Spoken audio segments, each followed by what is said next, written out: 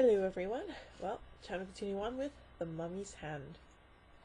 The film begins with the Egyptian Andoab traveling to the Hill of the Seven Jackals in answer to the royal summons of the High Priest of Karnak. The dying priest of the sect explains the story of Kars to his follower. The tale closely parallels that of the original film, except that Kars steals the sacred Tana leaves in the hope of restoring life to the dead Princess Anaka.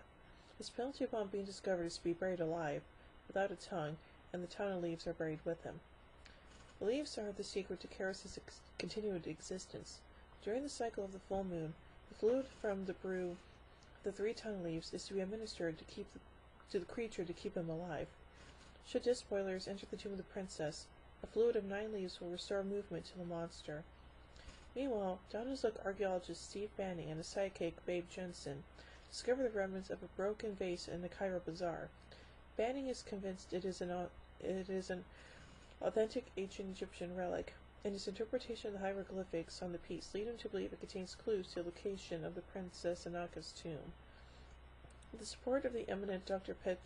Petrie of the Cairo Museum, but against the wishes of Andoab, who was also employed by the museum, Banning seeks funds for his expedition.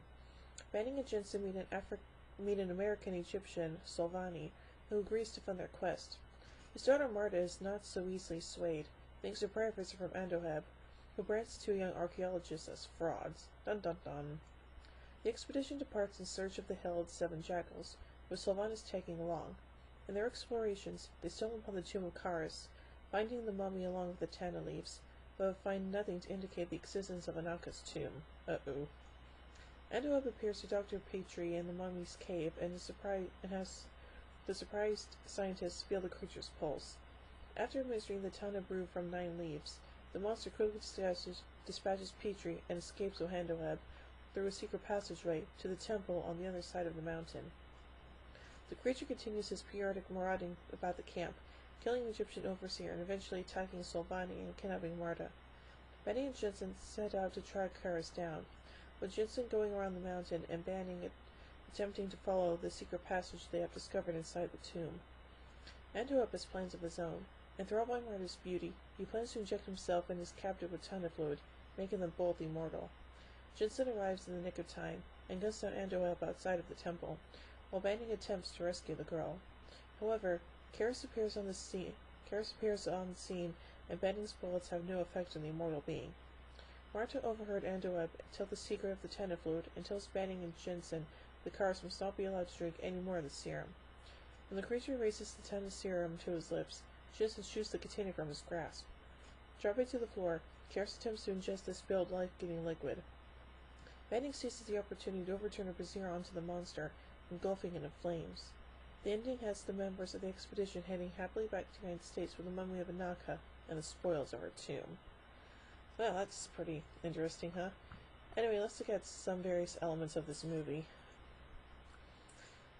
The Antiquarians Self-As Scientist website places The Mummy's Hand in its historical setting as a series intended to be equal to Frankenstein's monster, Count Dracula, and the Wolfman. It was The Mummy, however, that leapt rather than slid into the realm of the franchise. In place of the series' often disturbing, carefully crafted works that had kept Universal in business throughout the 1930s were now B-movies. Literal B-movies, short, inexpensive films designed for the bottom half of a double bill, and intended not to frighten or provoke, but merely to entertain and provide a few mild thrills, as what today we would certainly call a reboot.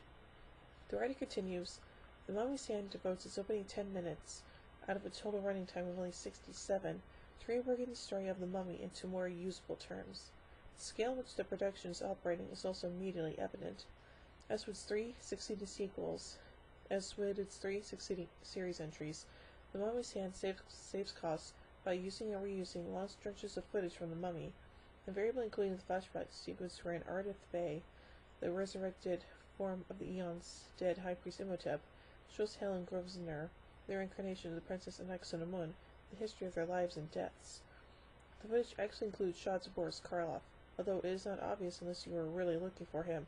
For the close-ups, and to alter as needed various aspects of the story, newly shot scenes featuring Tom Tyler interwoven with the recycled material.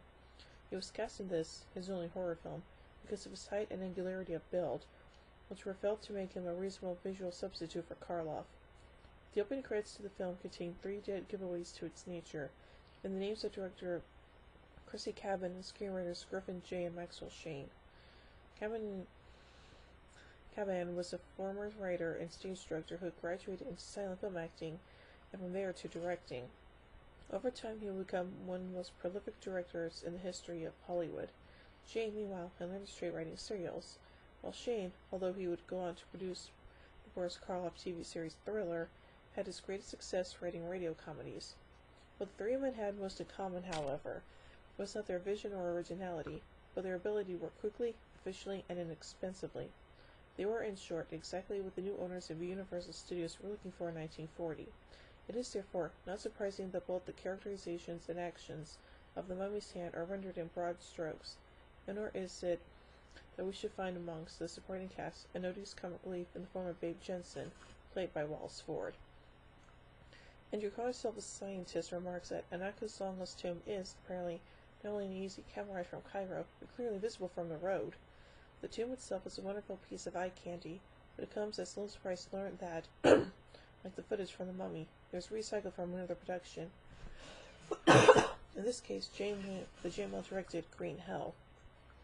The Mummy's Hand has been featured on Richard Kocz's Svengoolie show. So, yeah, this movie's basically kind of like a requel. It's a remake that's trying to be a sequel at the same time. So, overall, I give The Mummy's Hand 3 jack-o'-lanterns out of 5. Well, join me tomorrow as we take a look inside the Mummy's tomb. So, thank you guys so much for watching. We'll see you tomorrow. Bye.